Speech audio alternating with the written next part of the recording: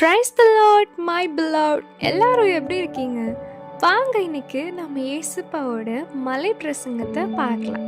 நம்ம எப்படி இருக்கணும்னு ஏசப்பா சொன்ன வார்த்தைகளை மெடிடேட் பண்ணலாம் ஃப்ரெண்ட்ஸ். வாங்க. மத்தேயு 5ஆம் அதிகாரத்துல 3 15 வசனங்களை பார்ப்போம். 3. ஆவியில் எளிமையுள்ளவர்கள் பாக்கியவான்கள், பரலோக ராஜ்யம் அவர்களுடையது. 4. துயரப்படுகிறவர்கள் பாக்கியவான்கள், அவர்கள் ஆறுதல் அடைவார்கள். 5. சாந்த குணமுள்ளவர்கள் பாக்கியவான்கள், அவர்கள் பூமியை சுதந்தரித்துக் கொள்வார்கள். 6. நீதியின் மேல் பசித்தாகம் உள்ளவர்கள் பாக்கியவான்கள், அவர்கள் திருப்தி அடைவார்கள். 7. இரக்கமுள்ளவர்கள் பாக்கியவான்கள், அவர்கள் இரக்கம் பெறுவார்கள். 8. இருதயத்தில் சுத்தமுள்ளவர்கள் பாக்கியவான்கள், அவர்கள் தேவனை தரிசிப்பார்கள். 9.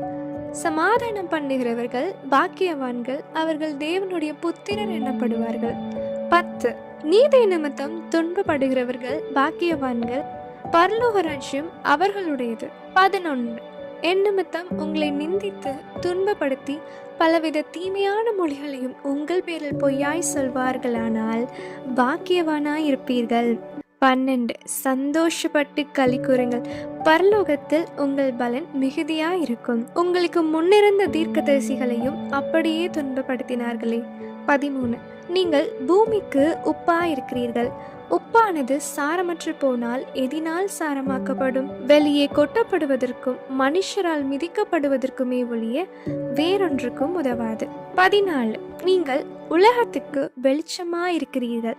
மலையின் மேல் இருக்கிற பட்டினம் மறைந்திருக்க மாட்டாது. 15. விளக்கை கொளுத்தி மரைக்காலால் மூடி வைக்காமல் விளக்கை தண்டின் மேல் வைப்பார்கள்.